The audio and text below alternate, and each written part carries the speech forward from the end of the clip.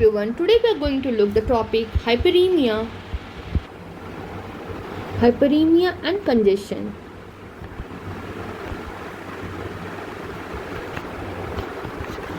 तो हाइपरीमिया और कंजेशन दोनों मतलब कहाँ से शुरुआत होती है इनकी, इसका मतलब यही होता है कि there is increased blood volume within the tissue. तो हाइपरीमिया एंड कंजेशन दोनों का मतलब क्या होता है? There is increase blood volume within the tissue, ठीक है ना. बट दोनों का क्या होता है? But have different underlying mechanism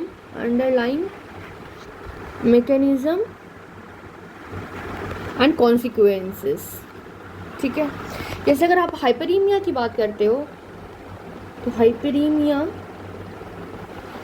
ये बेसिकली क्या होता है? This is a basically active process. Hyperaemia is a active process, ठीक है ना. इसमें क्या होता है? There is arteriolar dilation. ठीक है. कहाँ पे? Example at the site of inflammation,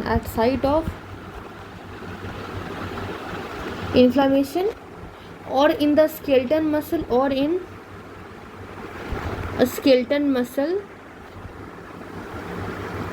during exercise. ठीक है. और इससे क्या होता है? This lead to increased blood flow.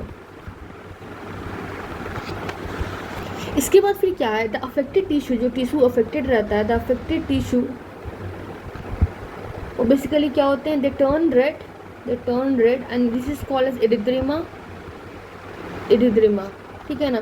और क्या क्यों होता है? This is due to increase delivery of oxygenated blood, O2 blood.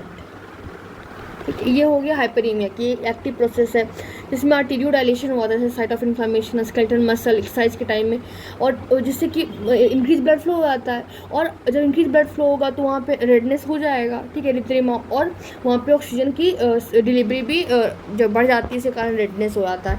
This is called as hyperaemia. और हम अब देखते हैं this is the congestion.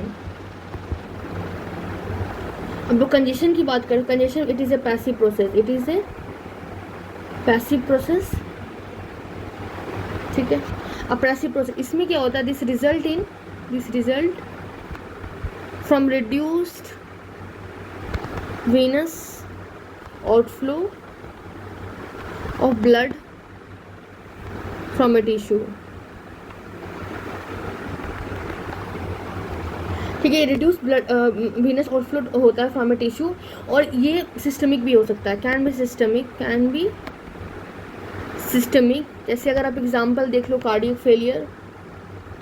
Failure, और ये सिस्टमिक ना होकर के लोकलाइज्ड भी रह सकता है. That is the localized example is isolated venous obstruction. ठीक है. अब उसके बाद कंजेस्टिव टिश्यू जो होते हैं, ये इनकी जो कलर होता है, यहाँ पे डिफरेंस आ जाता है कि इनकी जो कलर होता है कंजेस्टिव टिश्यू का, इसके पास होता है abnormal blue red colour and this is called as cyanosis. ठीक है. ये क्यों होता है? This is due to accumulation of deoxygenated. किसका एक्यूमुलेशन होता है? Deoxygenated haemoglobin in affected area. ठीक है. उसके बाद अगर कहीं पे भी long acting, that is somewhere क्या होता है कि there is somewhere if there is long standing chronic passive congestion हो जाता है. क्या मैंने बोला? Long standing chronic passive congestion. तो इसमें क्या होता है? तो यहाँ पे क्रॉनिक हाइपोक्सीमिया हो जाता है, क्रॉनिक हाइपोक्सिया हो जाता है. और क्रॉनिक जो हाइपोक्सिया हुआ था, this result in ischaemic tissue injury. ठीक है. और इसमें स्कैरिंग भी हो जाता है. और जो क्रोनिकली जो कंजस्टेड टिश्यू होते हैं ना, उसमें कैपिलरी रप्चर कर जाता है और प्रोड्यूस कभी कभी स्मॉल हीमोरेजिक फोकाई भी प्रोड्यूस करता है. तो लेट मी राइट हेयर कि इन क्रॉनिकली अगर अगर अगर there is what I in chronically congested tissue, ठीक है ना, जो कैपिलरी रप्चर होता है, when there is capillary rupture, ठीक है ना, this can produce small haemorrhagic foci. तो यहाँ पे मैं लिखती हूँ कि अब जैसे कैपिलरी रप्चर हुआ तो वहाँ पे रेड ब्लड सेल बाहर आएगा, तो there will be there is subsequent catabolism of, जो बाहर आए ना, जो एक्स्ट्रा वेस्टेड रेड सेल हैं, उनका कैटाबॉलिज्म होता है बाहर आने, और ये क्या करता है, दिस कैन लीव, ठीक है ना, cluster of haemosiderin laden macrophages. Okay, अब इससे क्या होगा कि देयर विल बी इंक्रीज, ऐसे क्या होगा, इंक्रीज हाइड्रोस्टैटिक प्रेशर हो जाएगा, तो फिर जो कंजेशन होगा, फिर finally there will lead to oedema. तो एज ए रिजल्ट क्या होगा, as a result there will be increase hydrostatic pressure and this will lead to oedema. ठीक है, ये हो गया। अब हम थोड़ा मॉर्फोलॉजी देखते हैं कैसा कैसा दिखता है। सो द मॉर्फोलॉजी, अगर हम लोग मॉर्फोलॉजी की बात करते हैं तो जो कंजेस्टिव टिश्यू होते हैं ना, तो जो कंजेस्टिव जो टिश्यू होते हैं वो कैसे अपीयर होते हैं, they appear the reddish blue colour and इसको लोग बोलते हैं साइनोसिस। ये क्यों होते हैं, due to red cell stasis, और क्यों होते हैं, due to the presence of deoxygenated haemoglobin. तो हम समझ गए कि जब जो भी कंजेस्टिव टिश्यू होगा कैसा अपीयर होगा, that will reddish blue colour, ठीक है, साइनोसिस उसको बोलते हैं, और ये होता है due to red cell stasis and due to presence of deoxygenated haemoglobin. ठीक है, अगर हम लोग बात करते हैं माइक्रोस्कोपिकली, तो यहाँ पे क्या होता है, अगर जैसे एक्यूट पल्मोनरी कंजेशन होता है, तो if there is acute pulmonary congestion, so this is marked by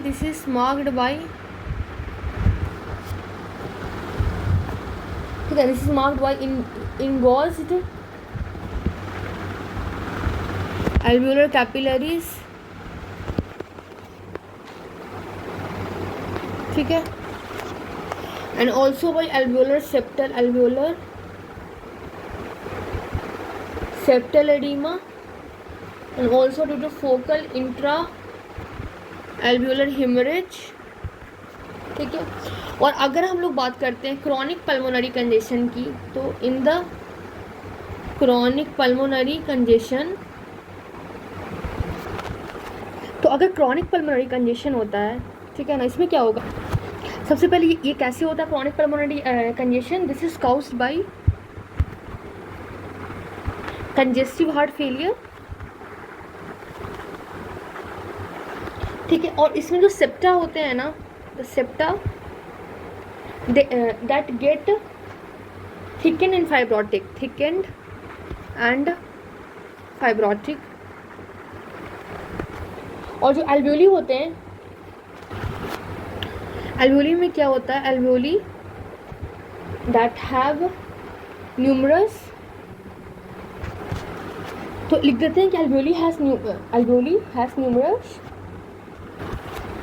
macrophage. इसमें बेसिकली क्या होता है, मैक्रोफेजेस होते हैं, ठीक है ना, जो मैक्रोफेज होते हैं ना, दैट इज लैडेन विथ हीमोसिड्रिन, और अगर ये हीमोसिड्रिन से लेडेन होगा तो इसको हम लोग क्या बोलेंगे, that is called as heart failure cells. और ये कैसे डिराइव होते हैं, they are derived from the phagocytosed red blood। ठीक है, अब उसके बाद अगर एक्यूट हिपैटिक कंजेशन हो जाए, जैसे हमने देखा ना chronic pulmonary congestion, acute pulmonary, chronic pulmonary congestion, अगर there is acute hepatic congestion, if there is acute hepatic congestion, तो इसमें क्या होगा, जो सेंट्रल वेन होगा, जो सेंट्रल वेन